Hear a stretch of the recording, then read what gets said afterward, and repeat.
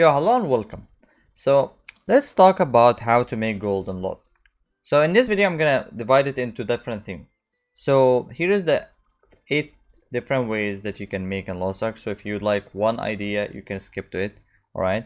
So like the first thing is like dungeons. Alright. Second thing is your silver can be turned into gold. Then you have your stronghold, planned events, bussing, life scaling, gems, and flipping items in the market. All right, so these are all like the ideas that you can usually make gold within Lostark. Now some of them are obvious and some of them aren't really that obvious, or like you have to like do some stuff to make them work. All right, so the first thing, which is, let's get it out of the way, is the normal thing is dungeon. So how much gold do you make per character? So we'll take a specific range of characters. So let's say around a 1430 character. So if your character is 1430, right, how much gold would that make you per week? So without additional things, if you just solely do 2 guardian, 2 chaos, and do your raids. So raids, you have for a 1430 character, you will have like 3 raids, right? So like you have Volten, Vicus, and Argus, like these 3. These will make you around 9k. Now that's excluding buying the boxes, and you're gonna just solely focus on gold. And then you have your KS and Guardian, and that will make around 5k selling the materials. That's obviously you're trying to maximum. So like you can technically make 14k gold per 1430 character you have. All right, so that's like the most obvious thing. All right, and then obviously when you do these raids, you sometimes can drop accessories or items that you could possibly make a lot more gold, but that's not really reliable to calculate, to count it in, but maybe you can get. All right, so that's the first thing. Now the second thing is your silver. Now this is one of the things that I mentioned before in other videos, is that your silver can really translate into gold. There is multiple ways to do that, right? So the first obvious thing that you would think of is like your gems, right? If you have a gem, let's say you buy any gem on the market, all right, like if you go to the market and go to the gems and buy any of these gems, you will always notice that some gems are more expensive than others, because some gems have like really good spells on them, some don't, right? It just works like that, especially, and that really works well with new characters. For example, for instance, like the Arcana which just came out. If you have some gems for the Arcana, not everybody will have gems for the Arcana, not everyone has the silver to reroll for different abilities. You could possibly buy lower price gems, like you can make your search for not target to any class, for example, like all the classes here, and just like buy the cheapest gem that you can buy as a level in like here, so like just 400, and then use that and then translate it to a different one. So that's one of the ways, right? There is another way which is works with your stronghold or works with the alchemist, is like if you do potions, right? So these potions right now they sell for 3 gold, right?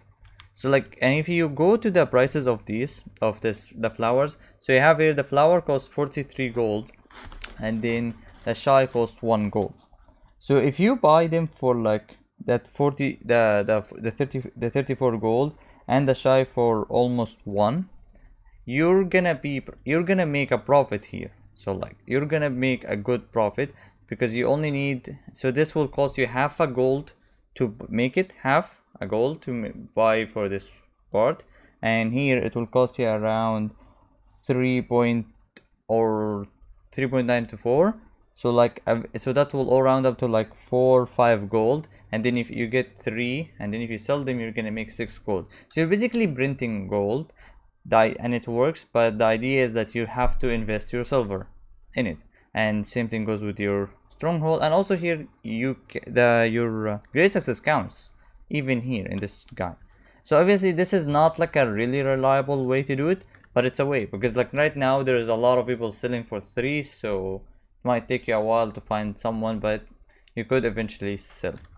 Also there's like another way, I mean it's kind of dumb, but if you really think about it, you could translate your silver into gold by getting shards. Like if you go to the general merchant here and buy awakening shards, if you buy some of these awakening shards and then put them on the market, you are technically translating silver to gold. I mean, the idea is like how much worth it. I think the best ways for it is that you can really invest it in gems. Sometimes if you really need gold, like I did it before, when the Arcana released, when I needed gold to push the Arcana, so I just started getting some gems for the Arcana and I re-rolled them with like, let's say 30 to 90k silver each gem, and then I make in that process like 2, 3, 400 gold. Now, is it really worth it? I mean, I had the silver and I need the gold, so it goes for what you want and what you need. All right. Okay, so that's basically the idea of silver. Now, Stronghold. Now, I think you've heard about this idea, Stronghold, multiple of things, and I also have like multiple videos about this, so I'll link them down in the description for this video. Well, the idea of the Stronghold is like you craft items and you sell them. There is so many different things. There's even like websites that track this. So like if you have the energy for it and you have like Stronghold, and the higher your Stronghold, the better.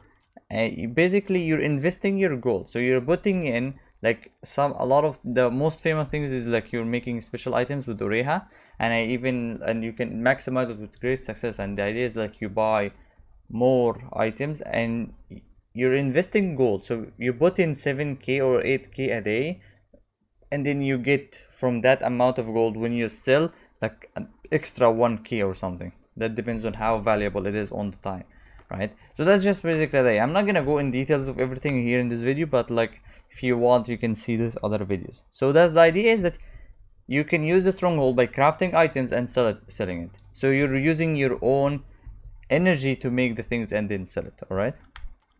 Okay. Now there is also planned events.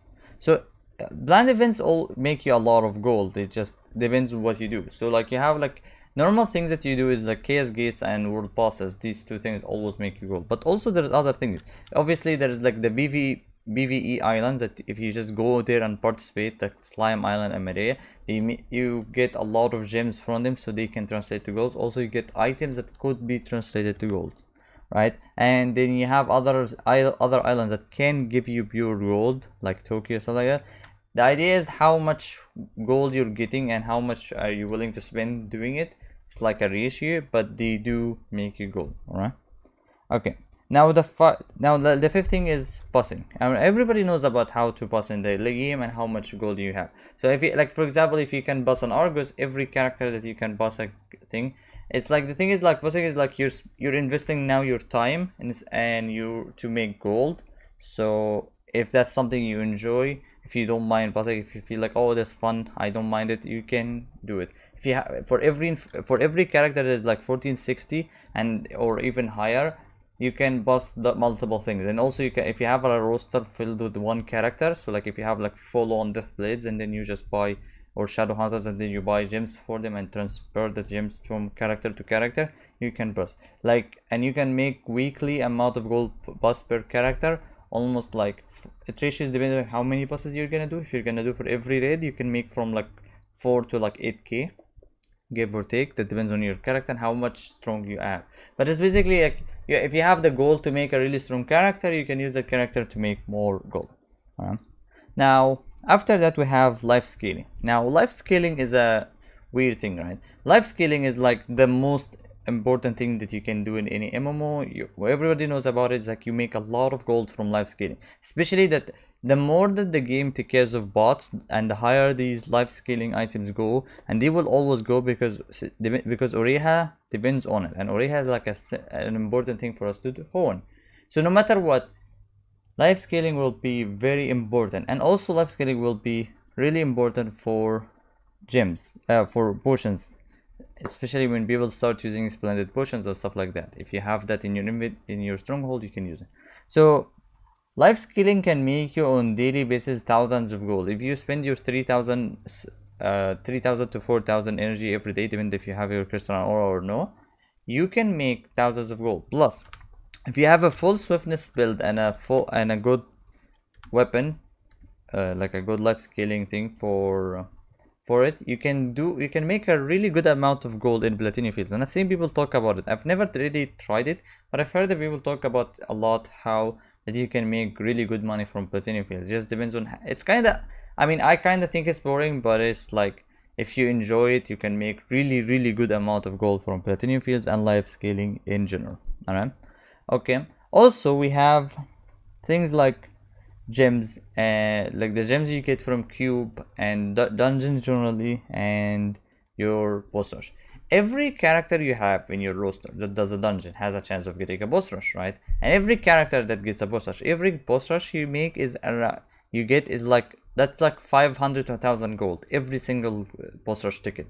It's just like the idea is like, okay, so every the more characters you have, obviously the more money you make, and these things will make. Also, cubes can make you really good amount of gold because of two things. The first thing is that cubes give you a really good amount of silver, which you can use to make gold if you focus on the idea of using silver to make gold.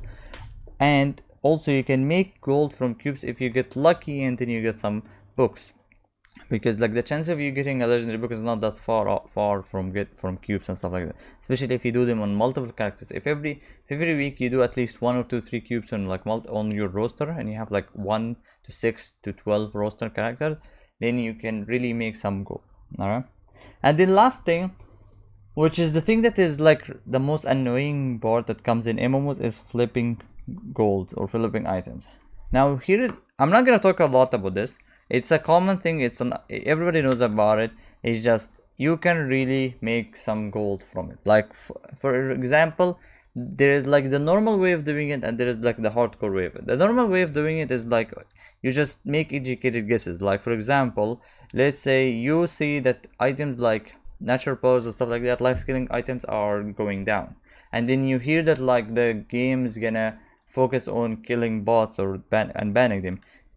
It's a really easy educated guess that you know that because of them banning bots, life scaling items will go up. It's just like it works like that. Same thing for like, oh okay, there's a new class coming, or batch notes. Like there is like these big batch notes happening in KR, and we don't know when we're gonna get them or not, but these batch notes affect us eventually. So like looking at these batch notes, you see like, oh okay, they're gonna buff this class, and that makes their books for that class go up. There's like these type of things, right, where you just make an educated guess of buying something that you know might go up in price.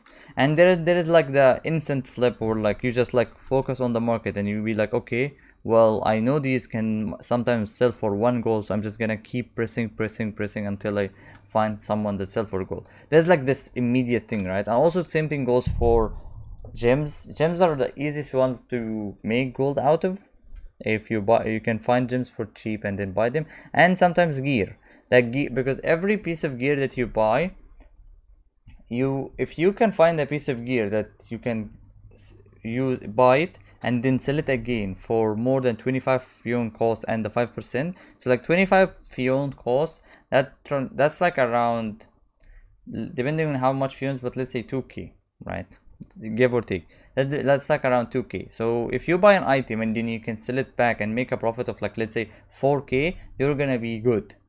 Now these things need a lot of like, it's risky. Some people like it, but it's just like the idea is like you can flip items. There is easier ways to do it, and you can just like find someone that said, oh guys, there is a big chance that this item will go up in price.